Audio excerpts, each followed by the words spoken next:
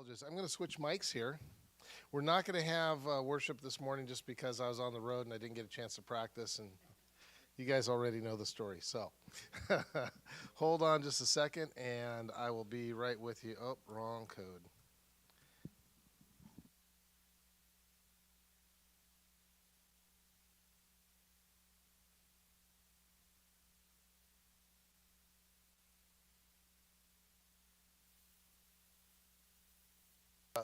Am I on?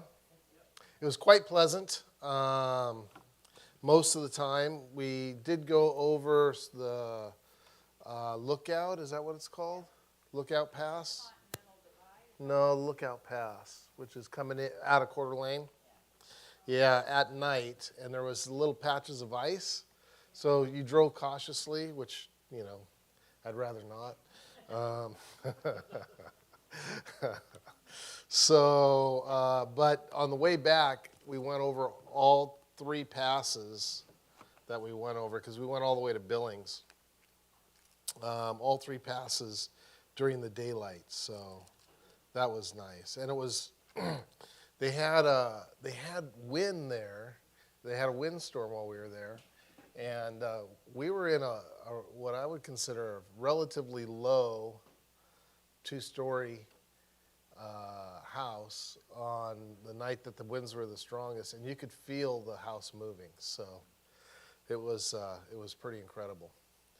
Okay, so before we get started here, I'm just going to try to take care of some sounds because I got a video that I think we might get to today. So there it is. I don't know if you can see what I'm doing here or not.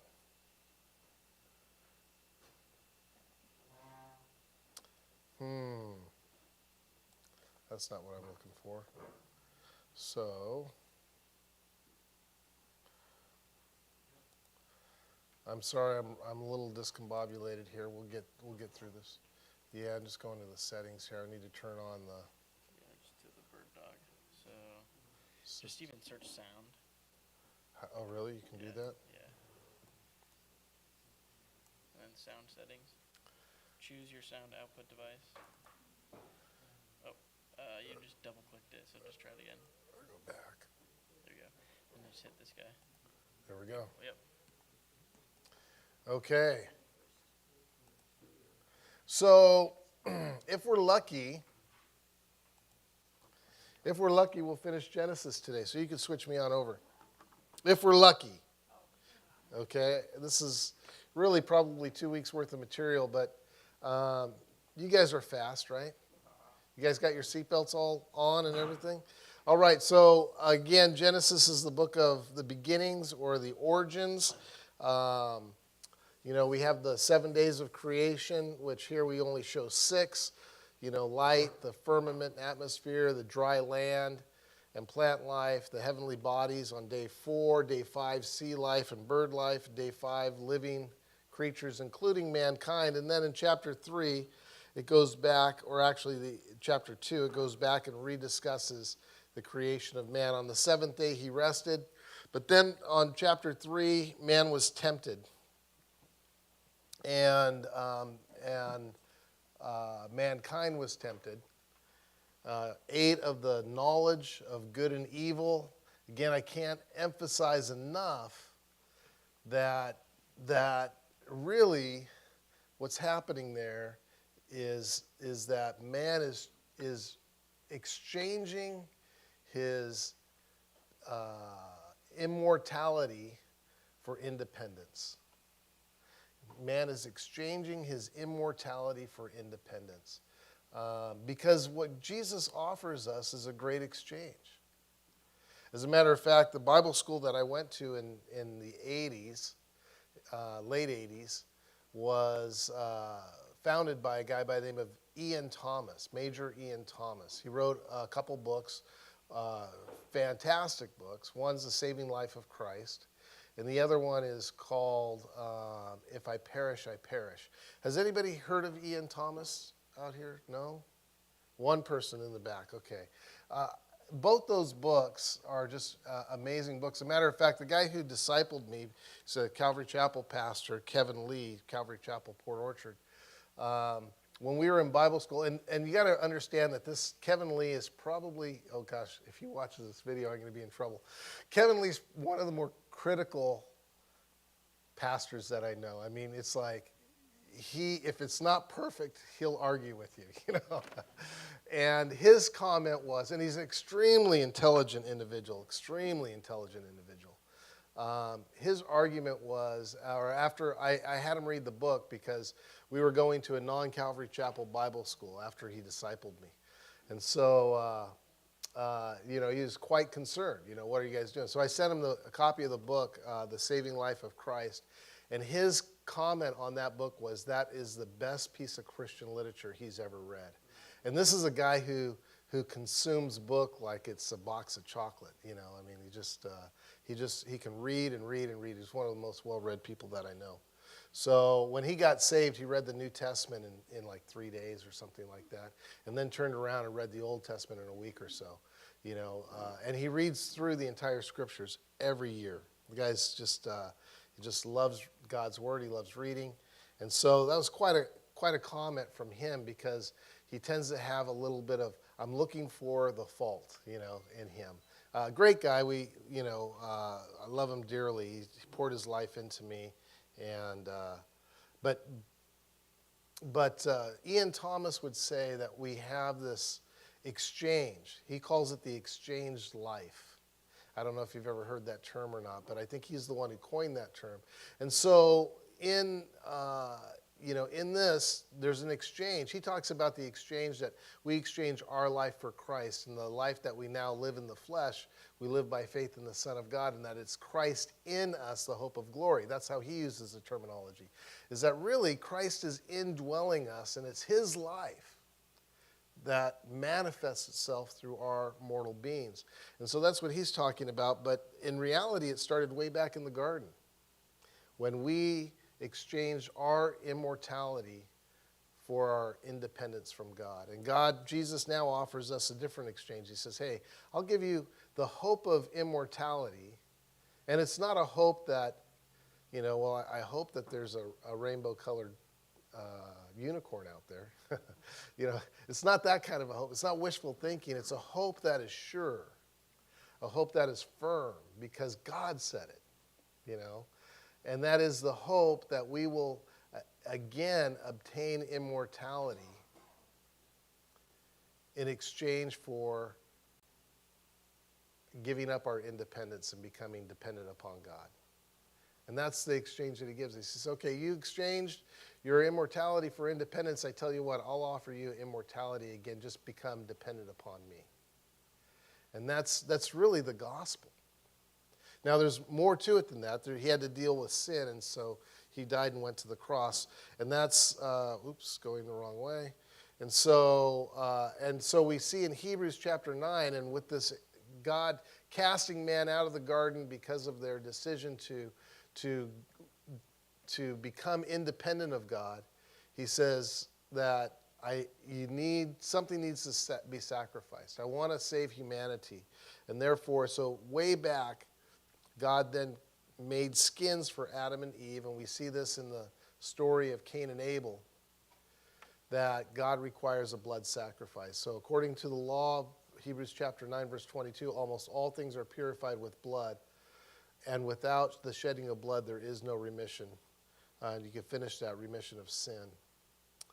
And then so we hear the first gospel, the proto-evangelium, that is that the seed of the woman will come and crush the head of the serpent, though the serpent strike his heel.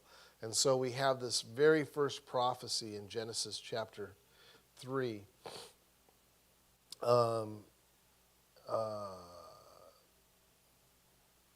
Chapter 3, verse 15. Genesis chapter 3, verse 15. And then we brought up this whole concept of the pre-flood world. And, again, I keep that notice on that picture of the book of Enoch, not to say that it should be canonized, because I don't think it should, but just to let you know that there is a book out there called the Book of Enoch. The New Testament writer Jude quoted the Book of Enoch in his letter, But that, the arrogance of man to think that we know what happened in the origins when we weren't there, where Enoch actually writes about these origins. As fanciful as they may be, we weren't there to observe them.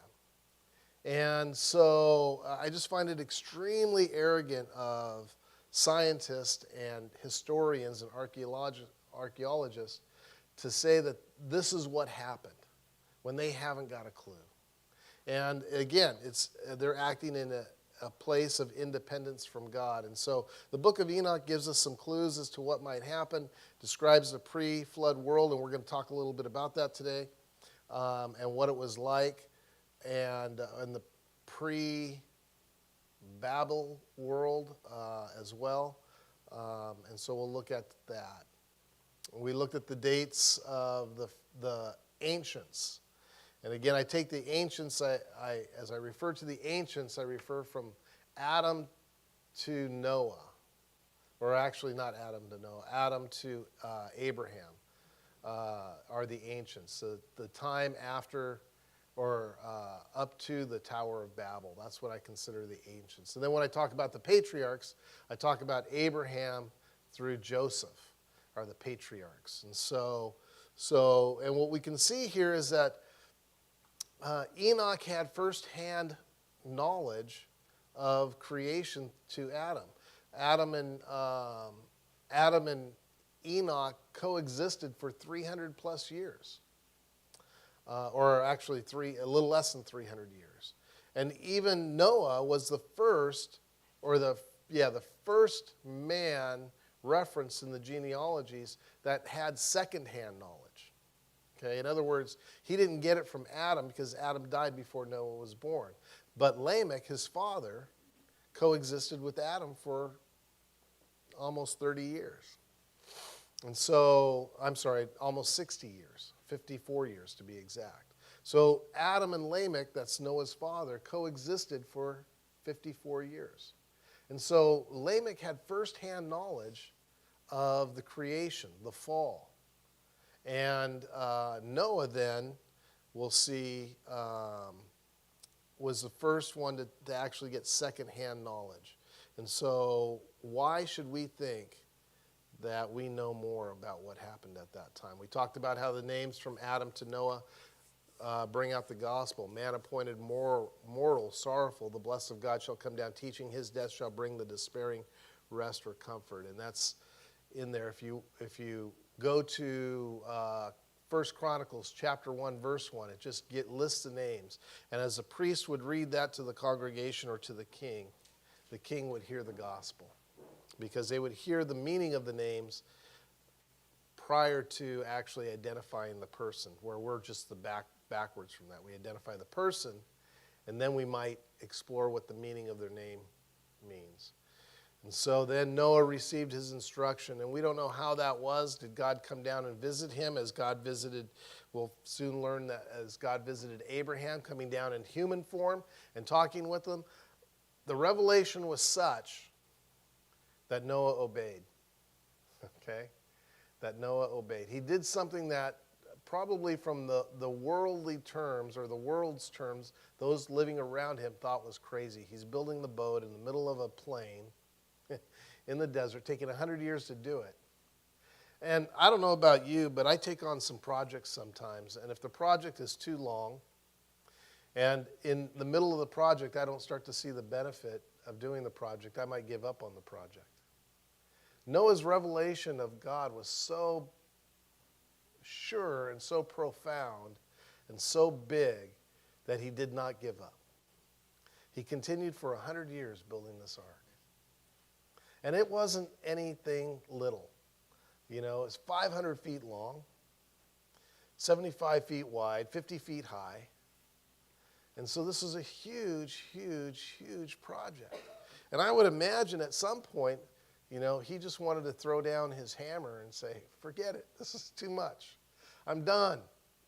But he didn't. And that's because his revelation of God was such that he knew he was doing the will of God. And my question to you is, how big is your revelation of God? How big is your revelation of God? Are you willing to endure the mockings of those around you? Are you willing to be bold, to stand up for what's right? Or are you going to shrink back? And a big part of that is your revelation of who God is. How has God revealed himself to you? And the best thing that I can say is,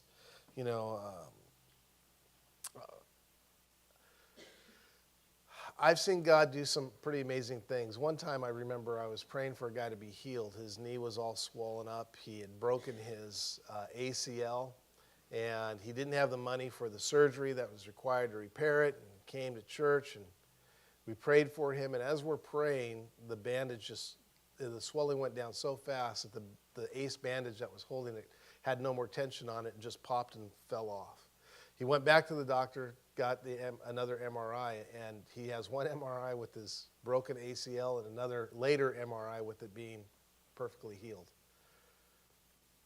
But that doesn't reveal who God is to me. That's short lasting, that doesn't stick. What really reveals that God is real to me is his word. It's his word that convinces me that God is who he is. And it's how he reveals himself to me. Yeah, I saw God do something powerful, and I've seen God do stuff powerful from time to time, but that's not, I still have doubts when I am in that mode. But when I read his word and study his word and follow his word, those doubts go away. So it's his word that's a lamp unto my feet and a light unto my path. It's his word that keeps me on the path of righteousness. It's his word that, to me, reveals his wisdom and his glory and his might. And so I want to caution you. It wasn't Noah seeing God that probably convinced him that the revelation was so big, but it was probably the word of God that was given to him that created such a large revelation that he would continue for 100 years on the ark. We talked about how there's evidence of an antediluvian world, how there were kings who said, hey, I love reading. I love reading the writings of the age before the flood. And we saw writing and script even before the flood. And these things have been brought to light. They're in museums. But you don't hear the archaeologists or the historians talk about it much because they would have to rewrite the origins and the history of mankind. And we talked about how there's the city off the coast of Israel, and there's other cities as well that are, I would call them megalithic cities. And the reason why I use that term is because there are cities off the coast of Egypt that are underwater, but they're not megalithic cities. And we actually have done some diving and excavation of those cities and found out, we know when these cities were in times of history. And I'm going to comment on that again later. But these are megalithic cities. In other words, they're cities that were built of stone, a stone structure so big that we don't even know how to move them. And those cities are underwater. And could they be a remnant of the flood?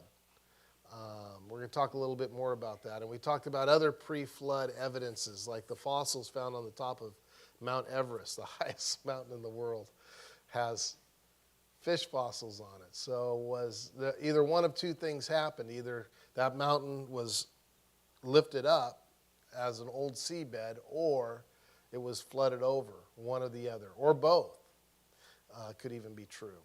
We saw dinosaur and human footprints in the same spot, petrified in the same spot. And in Genesis chapter 6, where it talks about possibly giants, it doesn't use the word giants, it uses this word of men of renown, but it uses the word giants in other places. We found this giant footprint in South Africa. And so what's that all about? So these are, I hope you don't think I'm trying to answer questions or solve mysteries, because that's not the point. I can't answer all these questions. I can't solve the mysteries. But what I can say is that something was very different about the pre-alluvium or pre-flood world. And I think especially with the advent of the internet and a lot of these things being out there, we really need to re-examine our history of the world, history of the earth, and the origins of mankind. Because as fanciful as Genesis chapter 6 is, where it says, there were giants on the earth in those days, chapter 6, verse 4, in those days, and also afterwards, when the sons of God came into the daughters of men, and they bore children to them, those were the mighty men of old, men of renown. And so here, we got to remember who is writing the book of Genesis, and that's Moses. So Moses isn't even in the line of history for another 1,200 years.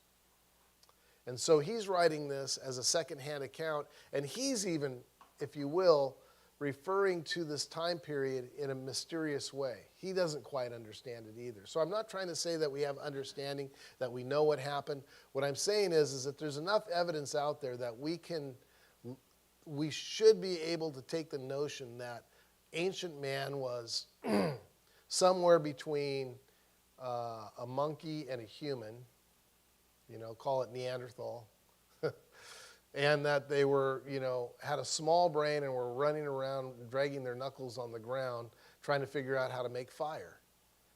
Ancient man was far more sophisticated than that. And in fact, I would say that there's probably technologies and knowledge that were lost in the flood and in the Babel episode that caused mankind, if you will, even to this day, to be in a dark age when it comes to certain technologies and certain knowledge.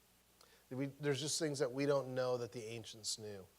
And so moving on, we're going to talk a little bit about, we're going to move into Noah's Ark again. So if you would, we left off in chapter 8, verse 19.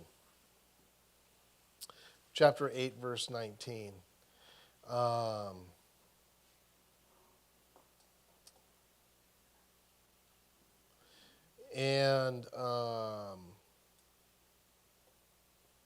But there's another verse in here that I'm looking for. So it says that the resting place, it says that in verse 2 of chapter 8, it says, so the fountains of the deep and the windows of heaven were also stopped, and the rain from heaven restrained, and the waters receded continually from the earth.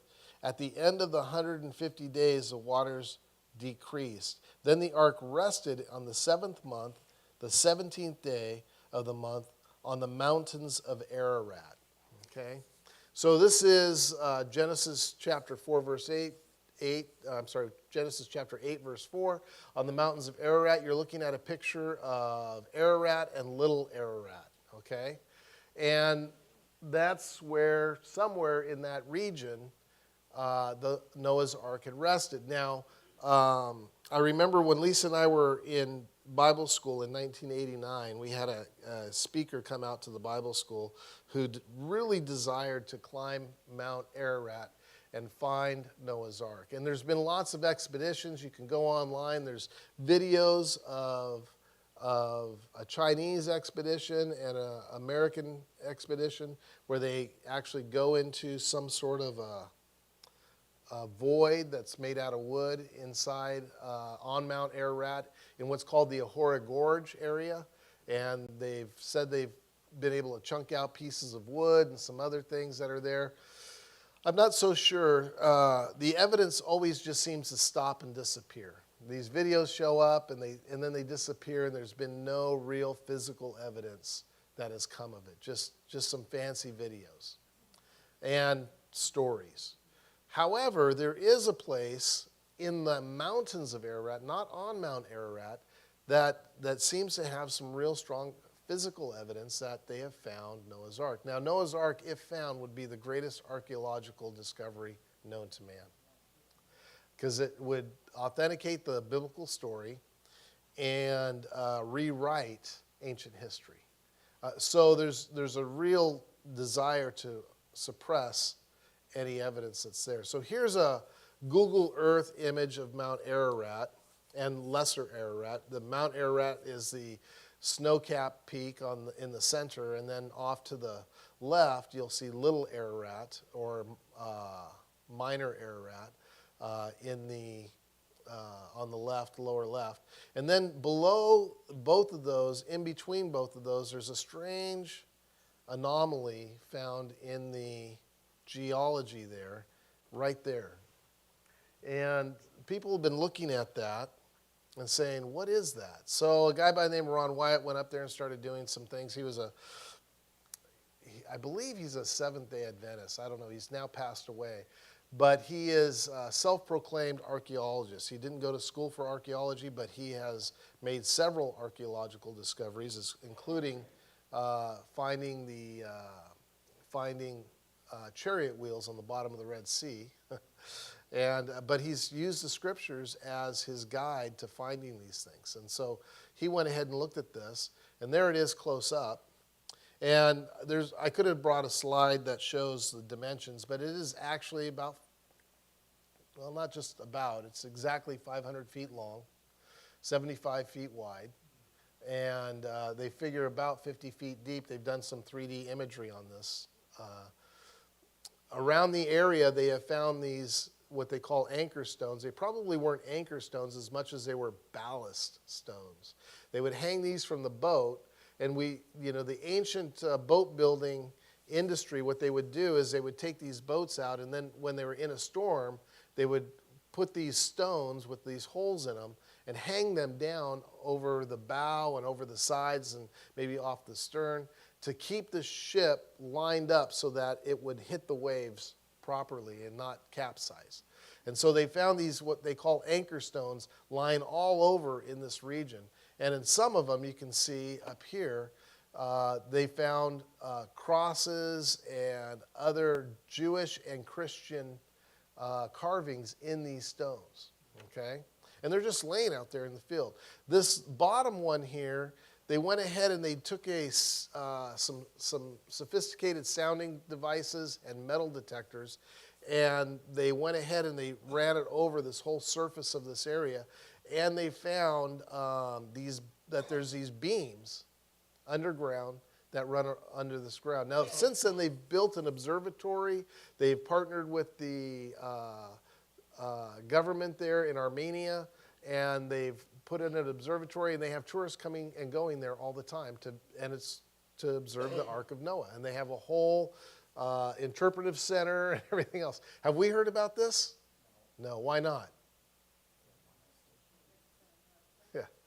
Because the scripture says in Romans, it says that those professing to be wise have become fools, suppressing the truth, right?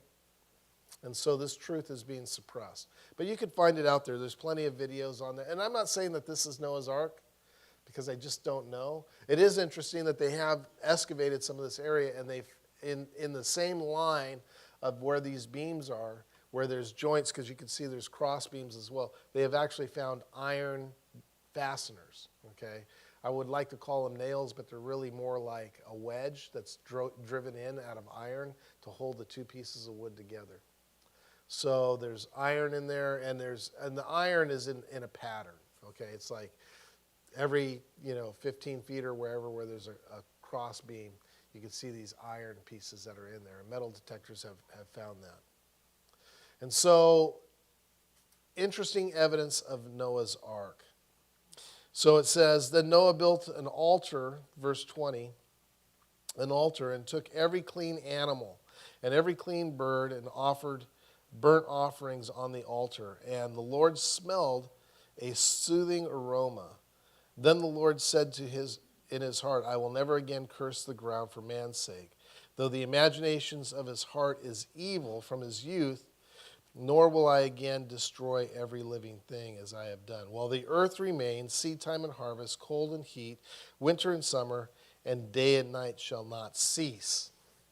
And so I'm trying to remember, usually when I prepare, it's one big chunk of time, and this was like 5 little bits of time, so I'm really curious what the next slide is, because I don't remember. It's God's covenant. Let's read on then. So I've got some things I want to talk about back there, but let's read on. So God blessed Noah and his sons, chapter 9, verse 1, and said to them, be fruitful and multiply and fill the earth, and the fear of you and the dread of you shall be upon every beast of the earth and on every bird of the air, on all that moves on the earth, and on the fish of the sea, and they are given into your hand. Every moving thing that lives shall be food for you. I have given you all things, even as the green herbs. But you shall not eat flesh with its life, that is the blood. Surely your lifeblood will demand a reckoning from the hand of every beast, and I will require it. And from the hand of man, and from the hand of every man's brother, I will require the life of man. Whoever sheds man's blood, by man his blood shall be shed. For the image of God he has made man. And as for you, be fruitful and multiply, and bring forth abundantly in the earth, and multiply on it. Then God spoke to Noah and said to his sons with him, saying, and as for me, behold, I will establish my covenant with you and with your descendants after you, and with every living creature, and with you, the birds, the cattle, and every beast of the earth, with you, and all that goes out of the ark, every beast of the earth, Thus I will establish my covenant with you. Never again shall all flesh be cut off by the waters of flood. Never again shall there be a flood to destroy the earth. And God said, this is the sign of the covenant which I make between you and me and every living creature that is with you for perpetual generations. I set my rainbow in the cloud, and it shall be for the sign of the covenant between me and the earth. It shall be when I bring a cloud over the earth, that the rainbow shall be seen in the cloud. And I will remember my covenant, which is between me and you and every living creature and all flesh. The waters shall never again become a flood to destroy all flesh. The rainbow shall be in the cloud, and I will look on it, remember the everlasting covenant between God and every living creature and all flesh that is on the earth. And God said to Noah, this is the sign of the covenant which I have established between me and all flesh that is on the earth. And so God set a rainbow in the clouds. Now we know by science what makes a rainbow, but it wasn't there before, which tells us that the pre-alluvium world was different. Noah had never seen a rainbow before, but now today we see rainbows all the time. And we know how they're made, we know how they're formed, that it's a refraction from the sunlight and the refracting through the water vapors that are in the cloud, and then like a prism, it separates the different spectrums of light. And so we know how that works. But it's interesting that they had not seen that before. So this is something new. And then what's interesting is this is God's covenant, that, hey, I am never going to destroy the earth again. Man's effort to erase God from the culture. Now, when I first started as a Christian in 1982, when I rededicated my life to the Lord, we had the Calvary Chapel in Bremerton, Washington. They had a little bookstore in there, and one of the first things I did was went and I bought one of these rainbow bumper stickers, and I put it on my car, right? You guys all remember that, right? Now, if you put a rainbow bumper sticker on your car, it means something totally different. Again, we are in a day and an age where man and the spirit of man is trying to erase God from the culture. It's trying to deny the existence of God. So therefore, even though there's a interpretive center in Armenia that shows, hey, this is the flood, this is what happened, this is our history, this is the traditions of the people around this area, and these are the evidences that we have. We don't hear about that. We don't know about that. So it's ignored. Also, the rainbow, which used to represent God's promise of salvation, has been replaced with meaning diversity, not just diversity in ethnicity or race, but diversity in sexual orientation. How do you want to sexually express yourself? And that's what has happened. And so again, It's a part of man's effort to erase God from the culture. So when I was a kid growing up, and my mom used to sing the song, Rise and Shine, and give God the glory, glory, right? And God told Noah, there's going to be a floody, floody. You guys know the song, right? She used to sing that song to us when we were kids growing up. Now you ask a kid today, well, what's the rainbow? Well, when in 1960s and 70s, when I was a kid, I'd say, oh, it's God's promise to mankind that he'll never flood the earth again. Today, if you ask a kid what's the meaning of the rainbow, they're going to say, well, when I grow up, if I want to dress like a woman and read stories to kids in the library, it means I can do that, right? If I want to marry somebody of the same race, it means I can do that. So totally changing the meaning. This was not by accident. So this is a very interesting place, and my wife doesn't even know I'm going to bring this up, but do you remember this place, sweetheart? The Concordia Hut in the Bernese Oberland of the Swiss Alps?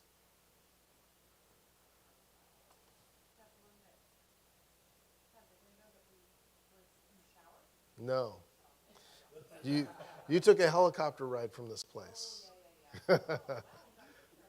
So that's the Concordia Hütte or Concordia Hut in the Bernese Oberland of the Swiss Alps. If you look in the background, there's a pyramid-style peak right over here.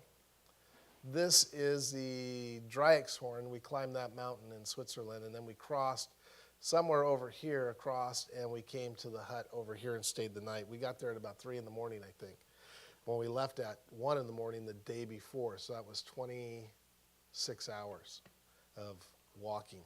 Yeah, it was a lot of fun for me. I don't think it was so much fun for Lisa. And it was stressful. So anyway, we climbed the mountain over there in Switzerland, and we went to this hut. It's interesting that this hut was built about 500 feet above the glacier in 1877. Okay? So that's there in 1877, about 50 meters, above the glacier, not 50 feet, above the Aletsch Glacier, the largest glacier in mainland Europe, or in Europe at all. It's the biggest glacier in Europe. If you guys know the famous mountains over there, if we go back, this glacier goes up and it runs up a hill right here that goes to what's called the Jungfrau Joch. And 3 famous peaks that are there, the Eiger, the Monk, and the Jungfrau. 3 major peaks that are there. I think there was a James Bond movie that was made called something Eiger. Yeah, Eiger Sanction, yeah. And the Eiger was the peak. The north face of the Eiger is probably the most famous north face of any mountain to ever be climbed, because at any time between 1920s and even today, there are still probably dead bodies hanging off of ropes from it, because it's just so dangerous to climb. They actually tunneled through, and they've performed rescues on there, and they tunneled through to put a train through the Eiger, but when they tunneled through, they thought, well, let's make a door access to the north face just so that we could save people. And from time to time, they take the train in, they stop in the middle of the Eiger, inside the Eiger, they go out, they bust open this door, which is a lot of work because it's encased with ice on the outside, and they, right in the center of the north face, there's this door that leads to the outside of the mountain. Very famous mountain. Anyway, this is the biggest glacier in Europe. It was built about 50 meters above the glacier when it was built in 1877. However, today, it is about 1,500 meters off the surface of the glacier. So what's going on? One of the things that we got to realize as Christians is sometimes we sound stupid when we say, well, global warming doesn't exist. It does exist. This is obvious evidence of it. Every few years, they have to add a section of steel stairway for climbers and hikers to get, well, I wouldn't say hikers. You really can't hike on the Aletsch Glacier. You have to have some skills to get across this thing. If we go back, you look at this ice out here, and you see these little bumps in the ice, right? Those bumps are probably in places 10 or 15 meters high, okay? So those are little mountains of ice, and what's happening is the ice is like a river flowing downhill, and as it hits a bump or a rock, it just breaks up into pieces, and you have these huge blocks of ice called ice fall, and all these chunks. And so if you're walking across here, it looks like a smooth layer of ice, and then you see these little ripples. Those little ripples are not little ripples. I mean, you're climbing up and down. At one point, to cross that glacier, I had to climb down into a crevasse until it was narrow enough for me to cross the other side, and then I climbed up the other side, and then I set an ice screw, and Lisa was one of the people who got zip-lined across this crevasse to get to the other side. So we're talking some highly technical skills to get across that glacier. So, and that's what it looks like going up and down this glacier. So what's going on here? Well, what's interesting is global warming is a new phenomenon. It's, you know, in the 70s, I remember being afraid of the coming ice age because this glacier was actually growing. It was getting bigger, okay? And glaciers all over the world were getting bigger. But if you look from the beginning of time that we've measured to now, glaciers are receding.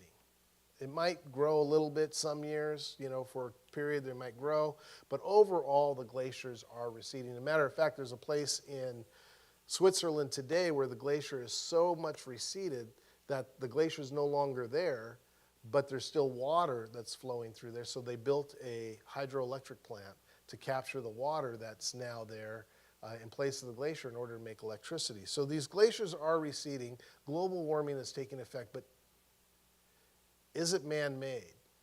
Is it man-made? My question is they built this hut 500 meters above the glacier in 1877.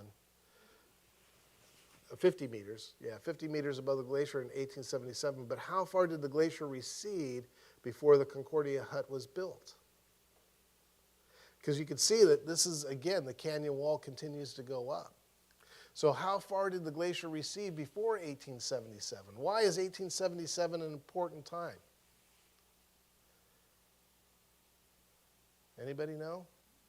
It's before the Industrial Revolution. So if it's man-made, if global warming is man-made, you would think that global warming wouldn't have taken place before the Industrial Revolution. Because that's the argument, isn't it? Is that it's all our carbon-generating industries and vehicles are causing global warming. What could it be that after the flood of Noah, that when the subterranean water shot into the Earth's atmosphere, possibly broke this bubble of water that was encasing the Earth, or maybe that wasn't there, but it came back down into the Earth as superheated water went up. Ice came down and clad a lot of the Earth with ice and glaciers, and it has been warming ever since. The ice has been melting ever since, and that's my theory. Sorry about that. That's my theory. I don't know if I'm right or wrong, but to me that makes a whole lot more sense. These little tiny gnats of humans running across the Earth are creating such CO2 in the atmosphere that we're warming up. When one belch of Mount St. Helens creates more CO2 than we have created throughout the entire Industrial Revolution. Think about that. Yeah, just try. So Genesis chapter 8, verse 22, while the earth remains, seed time and harvest, cold and heat, winter, summer, and day and night shall not cease. That's God's promise. I'm not saying that global warming isn't happening.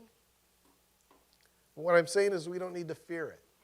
God has promised that day and night, seed time and harvest, cold and heat, winter and summer will remain and will not cease.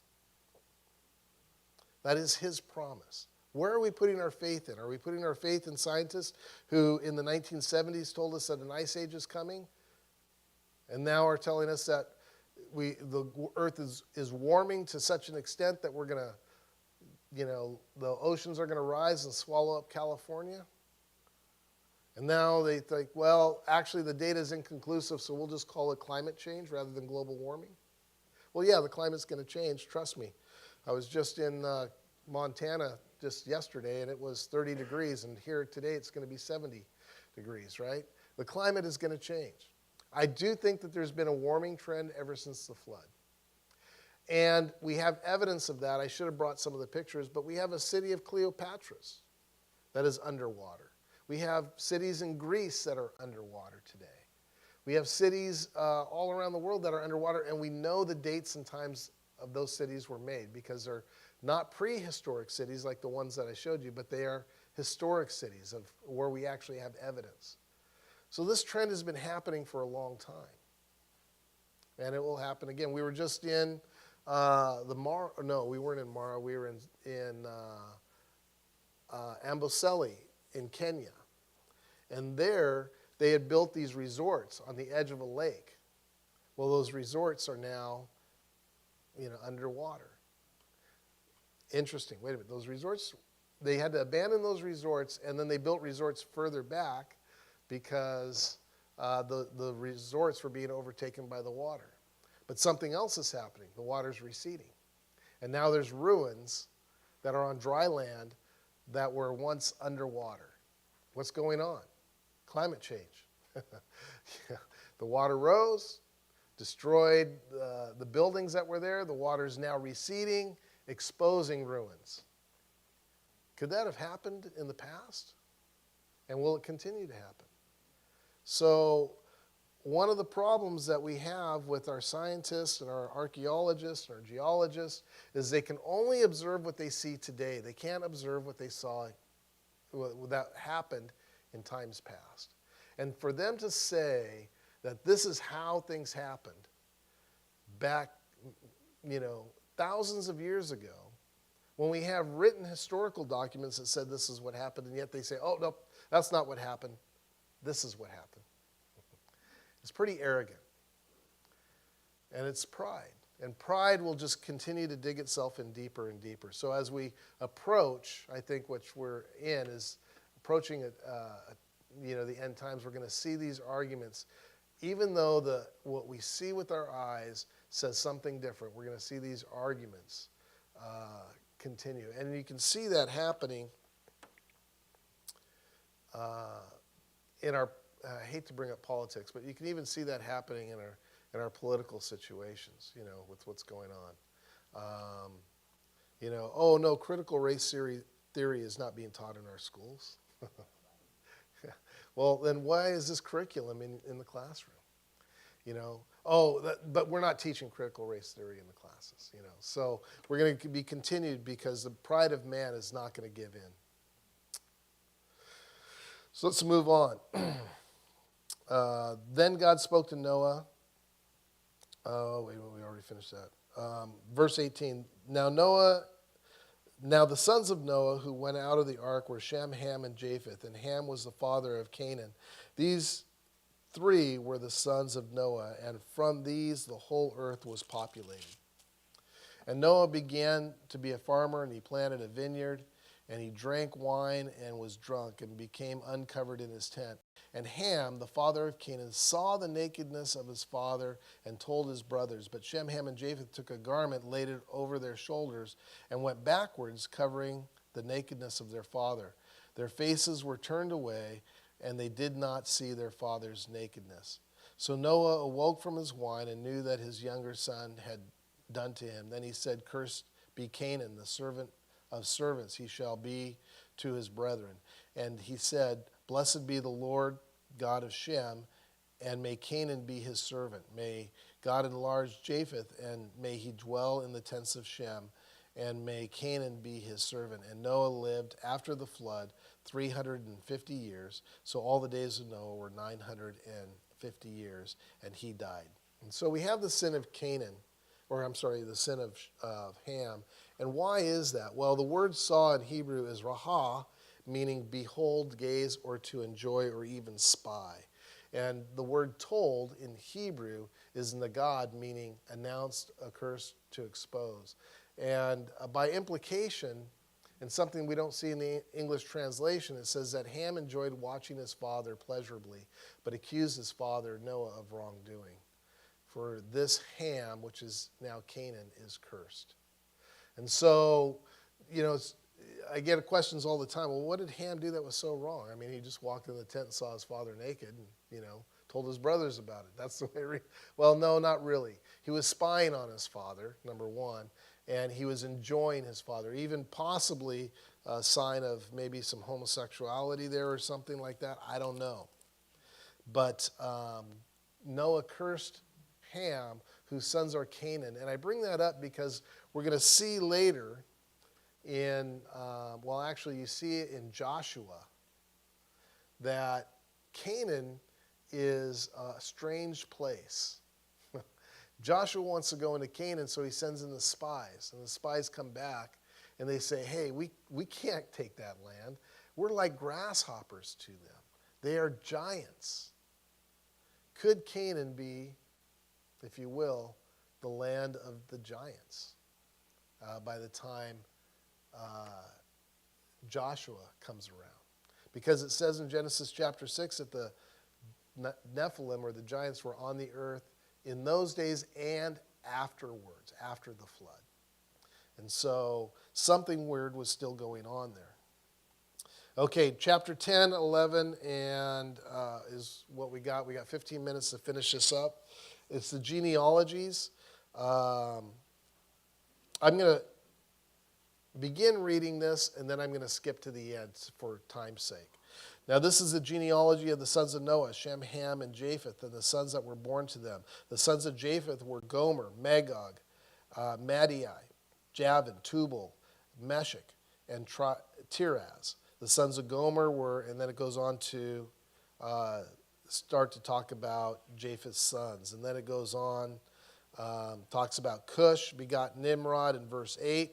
He began to be a mighty one on the earth. He was mighty hunter before the Lord. Therefore, it is said, like Nimrod, the mighty hunter before the Lord. And the beginning of his kingdom was Babel. And then it goes on to Erech, Akkad, Calneh, and Shinar. And so it introduces to us Nimrod. And then it goes on to talk about the sons of Ham according to their families, verse 20.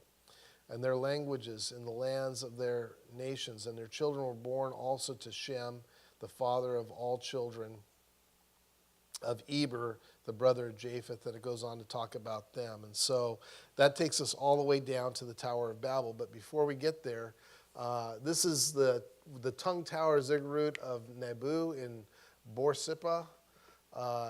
Some people think it might be the Tower of Babel. It's just out in the plains of Shinar.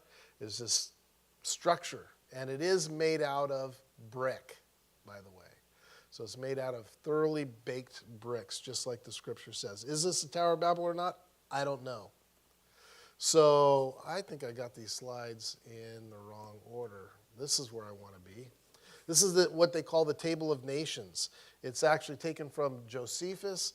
He took it from the Torah, and he outlined things, and these are the different children of Noah. And I know it's probably hard for you to read. I couldn't get it any bigger. But you can see you got Japheth at the top on the left, then Ham in the middle, and Shem, and these are their sons. And so we use this to determine where did these people groups come from and where did they go. And this is really important today because of two things. One, because of what's going on in between Russia and Ukraine, because some people will say that the sons of Japheth, that is Magog, is Russia. Okay? Some will say it is Turkey. Okay? I think it's Turkey, and this is why. In order to get Magog, the son of Japheth, in Russia, you have to go beyond the days of Ezekiel. In Ezekiel's time, the people of Magog, or the sons of Japheth, occupied the land of Turkey. But after Ezekiel, they continued to grow and multiply and spread, and they continued to migrate up into Russia. Okay? And so how do we interpret this people group and where they're located? Well, the best way I think to interpret this people group and where they're located is by looking at it at the time of the prophecy. And so in Ezekiel chapter 37, 38, 39, Magog is mentioned. It talks about a great war between the people of the north. If you look at a map, which we will look at, you can see that Magog, or Turkey, is directly north of Israel, Canaan. Okay? And so here are the different disbursements of people after the Tower of Babel. Maybe I did go a little, so I'll jump around here. But anyway, this is what we're talking about. This is the people. This is where Japheth settled, this whole red area. Ham is down here. This is Africa, North Africa. And Shem is this Middle East and Persian area out here. And so at the time of the prophecy of Ezekiel, Magog was located at the south end of the Black Sea, which is considered Turkey. Okay, let's go back, because now I see why I put these in this order. So talking about the pre-Alluvium world, we have this, what was a ziggurat, or what they thought was a ziggurat in Babel. And we start to see these things appear all over the world. These are pyramid structures from around the world. Now, these dates are dates given to each of these pyramids by archaeologists, okay? And so we see this ziggurat in Iran at 3000 BC, the Egyptian pyramids in the mid 3rd century BC. We see this one in Iraq again in 2000 BC. Nubia in Africa around 500 BC. China 210. Mexico 100 AD. China, they're saying 300 AD. We even have one, this Tenerife. It's off the coast of Africa, near the Greek Isles, that they say was built in 1900 AD. So you're talking about, the turn of the last century. So during the Industrial Revolution. The problem is none of these pyramids, even though they've dated them, none of them have ever been observed. Nobody knows who built the one in Tenerife. Nobody. It's just there. And it's a little bit different style of a pyramid, but it's just there. There are pyramids on every continent on the earth. Some people even say there are pyramids in Antarctica. It's hard to tell. They're under ice. But they would say, hey, there's no way that this mountain can be perfectly square with 4 ridges leading up to a pinnacle. That's just crazy. I don't know if it's conclusive enough evidence to put it on the map or not, but on all the occupied continents of the earth, there are pyramids. And we don't know why. None of these pyramids have ever been observed. If you look at the Egyptian pyramids, even in the Egyptian literature, by the way, they didn't necessarily build them. They built copies of the Great Pyramids, but they didn't necessarily build the pyramids. If we move on, this is an area of Machu Picchu. How many of you have heard of Machu Picchu, right? It's in Peru. These stones, we don't know, number one, how we can carve stones that accurate and fit them like that. It almost looks like these stones are melted in place, okay? And these huge stones over here on the other side, you can't even take a credit card or a business card or a thin piece of paper and fit it in these joints. They're so tight. No mortars used in these structures. And yet, if you go to Machu Picchu today and you talk to the interpretive guides there, they will tell you that the Incas built these places, and that's what they did. And yet, if you talk to the Incas, they say, no, we didn't build these. We built on top of them. They were here when we got here. But unfortunately, if our history books said that, then we'd have to rewrite history, because in our history it says that the Incas were the original indigenous people who were here first. And they say, no, these structures were here when we got here, and we built on top of it. And you can very clearly see that there are 2 different types of construction. So who built the original Machu Picchu? We don't know. And it's better to say that we don't know than to lie about it. Because the archaeologists are absolutely lying about it. They know that the indigenous people there say, we built on top of these. And here's our construction. This is what we found. But no, they'll just say, the Incas built this. They didn't. Here are these stones of Baalbek. This is an old picture. You can see this is an indigenous person here standing there. There are these huge stones. They will say that these were built by the indigenous people in Iraq. And they'll say, no, this is not who built them. We found them here, okay? The stones of Baalbek are so big we can't move them. We don't have the equipment to move them. So where did these stones come from and who built them? We don't know. And it's okay to say we don't know. Here's one of the stones of Baalbek. You can see how big it is. It's left in the quarry. So we actually know where the stones were quarried. How did they move from the quarry to their location in the temples? We don't know. But rather than say we don't know, they do one of two things. They either deny, they come up with some fanciful story, or they just won't even bring it up. Because it shows a level of sophistication and a level of technology that we don't have today. And we're more evolved than the people were back then. At least that's what they'll say. Have you noticed that word evolve has been showing up in the vernacular again? It's a dangerous word. Very dangerous word. Sometimes I see it on the news that they'll say, well, they're just climate deniers because, they just haven't evolved to the understanding that yet. That's a dangerous statement if you think about it. Because what you're saying is that there's one group of human beings that's more advanced than another group of human beings.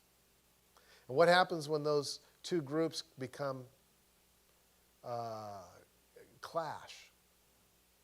Well, one of them's got to be eliminated. Well, which one needs to be eliminated? Well, the ones that are less evolved. Right? So it's very, very dangerous language, and it's popping up more and more.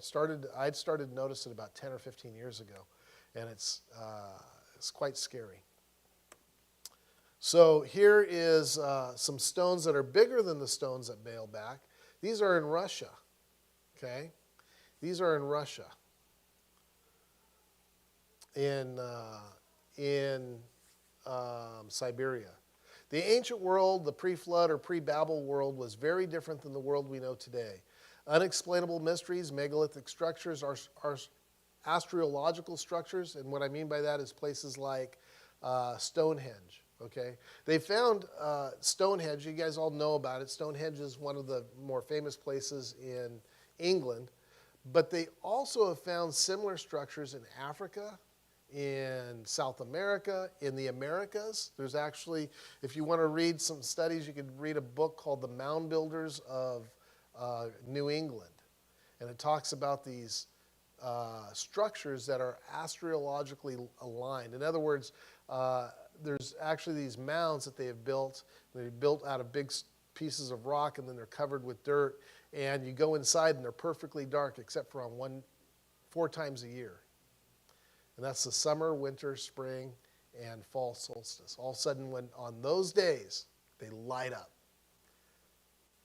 Interesting. They say the Native Americans built them. You talk to the Native Americans, they say, no, they were here when we got here. Oh, we can't let you know that because that means the Native Americans conquered somebody, right? And so they stole the land. You see where this is going. They can't change their narrative because it means that they're, this whole critical race thing is all starts to fall apart because the Indians conquered somebody to take that land, right? So astrological structures, mounds, pyramids, all point to a different ancient history than what we've been taught. God destroyed the ancient world and then confused the languages of their posterity because they had a sinful knowledge that God did not want us to have. Now, this is my understanding, okay? I'm not saying that I'm right, but to the best I've really looked into this a lot, and I've gone down some of the rabbit holes that just, realized I shouldn't be doing this, it's wasting my time. But my conclusion is that what happened is that the flood world was so wicked, and I think they were climbing to the ability to actually usurp God.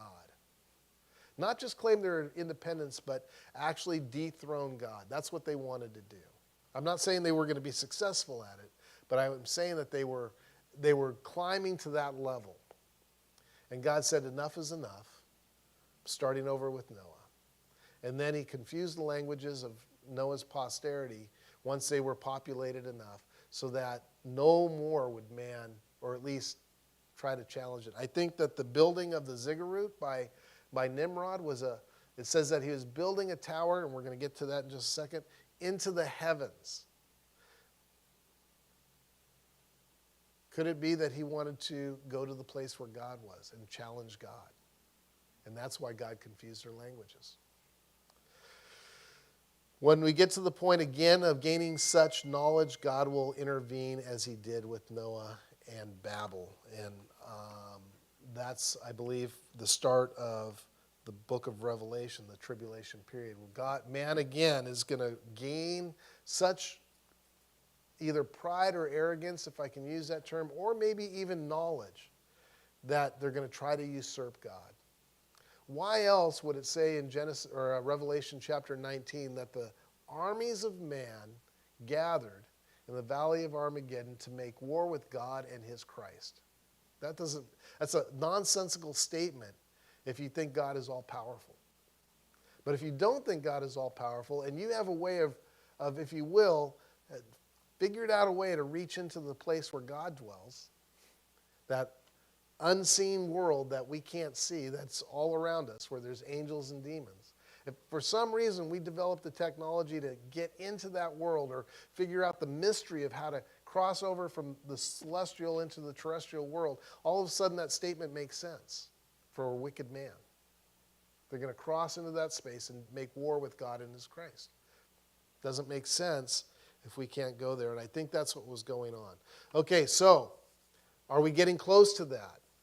Let's read the story of the Tower of Babel. Now the earth, chapter 11, verse 1. Now the whole earth had one language and one speech. And it came to pass that as they journeyed from the east, that they found the plain in the land of Shinar, and they dwelt there. And they said to one another, come, let us make bricks and bake them thoroughly. That they had brick for stone and they had asphalt for mortar. Where'd the asphalt come from? Probably from the tar deposits because of the flood. And they said, come, let us build ourselves a city and a tower whose top is in the heavens, and let us make a name for ourselves, lest we be scattered abroad over the face of the whole earth. They knew it was coming. They knew they were going to be scattered. Hey, we got to do this fast. We got to do this quick before God scatters us over the face of the earth, right? But the Lord came down to see the city and the tower which the sons of men had built. Verse 6, and the Lord said, indeed the people are one, and they all have one language. And this is what they begin to do. Now nothing that they purpose to do will be withheld from them. Come, let us go down and confuse their languages, that they might not understand one another's speech. So the Lord scattered them abroad from there and over the face of the earth, that they ceased building their city. Therefore its name is called Babel, because that's where the Lord confused the languages of all the earth. And from there the Lord scattered them abroad over the face of the earth. And so, again, this is my theory, is that either the pyramids, the ziggurats that are scattered all over the earth, were built in the pre-flood world, or actually what I really believe is that they were built between the flood, or after the flood and after Babel. I think there was some technology that they still had that was passed down to Noah, that was passed down to Ham, which was passed down to Nimrod, that they thought that they could become immortal. And it had something to do with building these towers. And they went ahead to build the Tower of Babel, and God said, nope, I'm going to scatter you all over the earth. And so the technology got lost. They had a part of it. So they started building pyramids, they started building these structures, but overall, the technology was lost. And so they couldn't do it. But we might be building a digital Tower of Babel, right? First starting off with texting, then Facebook, then Twitter, then phone calling, WhatsApp, Zoom, Skype, virtual reality. What's happening? Well, what's happening is the world's becoming one again. And that's the goal. You know, again, my politics were conservative, Republican up until midway through George W.'s presidency. And all of a sudden I began to look at things like, maybe this is not right. Maybe I'm looking at things wrong, because it doesn't matter whether it's a Bill Clinton or a George W. in the White House. Things seem to be going the same. Maybe I need to look at this as globalists versus nationalists. And so about partway through George W.'s presidency, I started looking at things as, hey, maybe this is going in a globalist direction.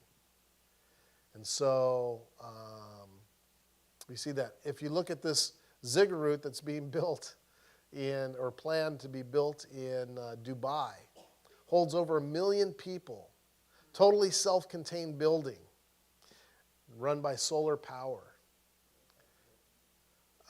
It's a city in itself. Why are they building it? Is there something there that we don't know that they know? I don't know. Find it interesting. Where is it at? Well, Dubai is in that whole Fertile Crescent area where civilization started. Okay, I can finish up in about 10 minutes. That puts us right at 11:30, or I could save it for next week. What do you guys want me to do? Go to 11:30? Okay, we'll continue on then. So we already looked at the Table of Nations. We see Canaan. Canaan is a very special place. It was cursed. Remember that. Canaan was cursed. Interesting. We don't talk a lot about that. We talk a lot about Jerusalem being blessed, but we don't talk about the fact that Canaan was cursed. It's interesting that the most cursed place on earth is where God decided to bring his Messiah. I think that's interesting. If we look at, there's another theory of who Magog is, and that is Magog might be Russia. And we look at that over here. You can see the map, this map of the disbursement. So if you go online and you start doing some research, you're going to get a conflict. Some people are going to say it's Turkey. Some people are going to say it's Russia. I say it's both. But I think when you look at it from when did Ezekiel prophesy and where was Magog at that time, because it's a very important prophecy. We covered it in Revelation. Then I think you have to go with Turkey. So what's going on between Russia and Ukraine? Prophecy update. That's where we're going, okay? What's going on between Russia and Ukraine? Well, here is a map of the world I just downloaded this and took a picture of it from Google Earth. This is the Black Sea right here. Okay, this is Ukraine. All this area around Belarus, all the way down through here is Russia. Okay, this is all Russia right in here. Well, part of it, yeah, it gets in the Mongolia tribe. But Russia is the north of the Black Sea. So Russia wants to take Ukraine so it can have access to the Black Sea. What's interesting, if we zoom in a little closer, let's go in a little closer. Here's the bottom of the Black Sea, okay? Up here where it's black is where Ukraine is. But right through here where you see Istanbul and where you see this little city called Çanakkale, I think is how I'd pronounce it. There's two big canals that go through here, or straits, if you will, that if Putin has a seaport and controls the area of the Black Sea, then he can get through these trade routes. But who controls these trade routes? It's Turkey. Turkey controls those trade routes. Interesting. Turkey is now thrown in the middle of this whole conflict between Russia and Ukraine. Turkey gets 20% of its fuel from Russia. Let's go back one. It's oil and natural gas. Russia and Turkey are other trade partners for other items. Turkey's tourism industry is heavily dependent upon Ukraine. It's where the Ukrainians go to vacation, is Turkey. Okay? Also, both Russia and Turkey are heavily dependent upon Ukraine for food. Predominantly Turkey. Ukraine feeds Turkey. Okay? Turkey controls a trade route from the Black Sea to the Mediterranean, and Turkey is what I would call a West-friendly Muslim state. Now, how many of you were here for the book of Revelation? Just raise your hands, okay? So when we went through the book of Revelation, I talked about the fact that Turkey would probably be part of the epicenter of what's going on. And part of that is because when you read the book of Revelation, it's all centered around Turkey at the beginning. The seven letters to the seven churches are all churches in Turkey, okay? And Pergamos is where Satan has his throne, okay? A lot of people try to look at the prophecy in Ezekiel chapter 37, 38, where it calls out Gog and Magog as Gog being a people group. I don't think it is. I think Gog is a direct reference to the Antichrist, okay? That it's not a people group but a person. Gog is a person. So if Pergamos is where Satan has its throne, then the reference of Gog is to the Antichrist, okay? So, why is it important that it's a West-friendly Muslim state? Well, because if you continue in the book of Revelation, and if you look at the book of Zechariah, you see that there's a conflict, Babylon, the great fallen, in chapter 18 of verse Revelation, and I think it's, what's the flying scroll, Randy? No, it's not in Ezekiel. I think it's Zechariah 5, 1 through 5 is the flying scroll prophecy. That there's a flying scroll that causes great destruction. And I believe that might be a nuclear weapon from the unfriendly Muslim states to the west to the friendly Muslim states of the west. So in other words, you got states like Saudi Arabia, states like Turkey, that are friendly to the West. Why? Because they're selling their oil. They have friendly relationships. They're prospering. Saudi Arabia, Dubai, United Arab Emirates. These are all friendly states to the West. But then you have unfriendly states to the West, right? Like Iraq and Iran, right? Those are unfriendly to the West, and they hate the West. And what I think is going to happen is they're going to unite during the tribulation period, but then because of the political division between these Western-friendly Muslim nations and the Western unfriendly Muslim nations, that they are in turn going to turn on each other, okay? And so I think that has a part in this. So let's move on. So if you look at, yes? So quick question, you have that map up right there. So where is Mount Ararat in that area? Oh, that's a good question. It is on the border of Armenia and Turkey. So where's Armenia at? Is it over here? Is this Armenia right here? Or is Armenia over on this side?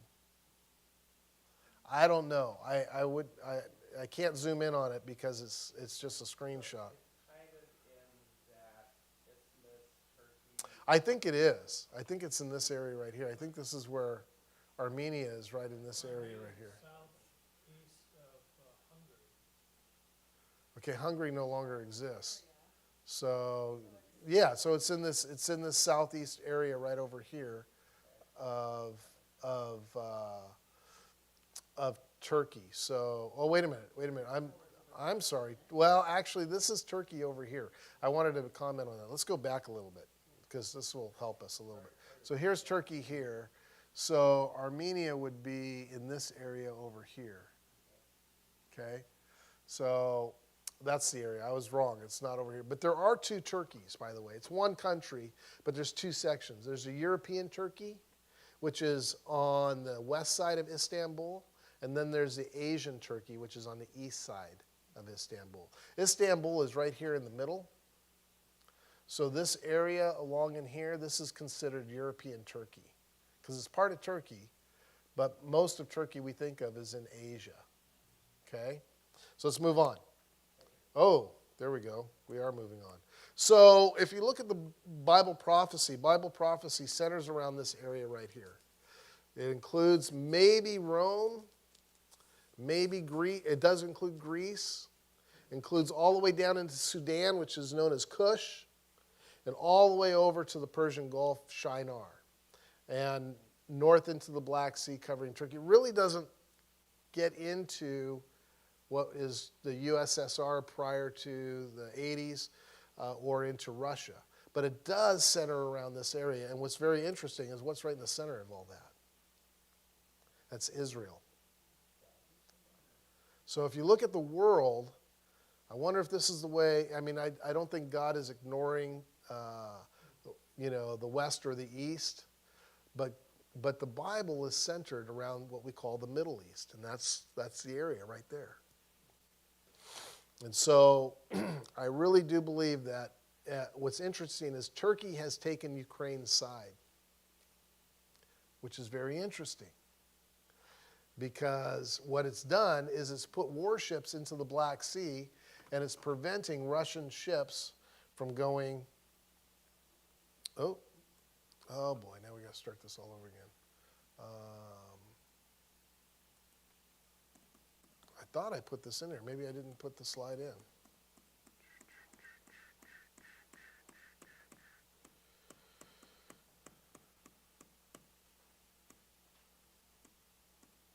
I did not, because the next one is that. I did not put the slide in. So it's preventing Russian ships from going through this passage right here and through the passage right through here, okay, to get to the Mediterranean. So whoever controls that controls the Mediterranean. And right now, Turkey controls it. So keep your eyes on Turkey. I wouldn't worry so much about Russia, but I will make this disclaimer, and that is I could be wrong. I could be dead wrong, okay? Because there are other guys who are smarter than me who really think that Magog is Russia. And they've been teaching that for years. But I really think that if you really look at when the prophecy was done, Magog was clearly Turkey. And when you look at the book of Revelation, all the prophecies is surrounded in that big square that I showed you, which is right, oops, I'm going backwards, which is right there. Okay, let's close in prayer. Father, I thank you for your word. I thank you for your prophecy. Next week, as we start, we'll introduce Abraham, and we will begin a new section entirely of the book of Genesis and how you began to form your people, that is, the people of Israel, and what's known to be the Jews today. So, Lord, we pray that you be with us. Lord, we pray for the peace of Jerusalem. Lord, we pray for your people that they might come to know Jesus as their Messiah, who is the Messiah, who is King of Kings and Lord of Lords. And we pray, Lord, that you would bless us as we ponder these things. Give us wisdom.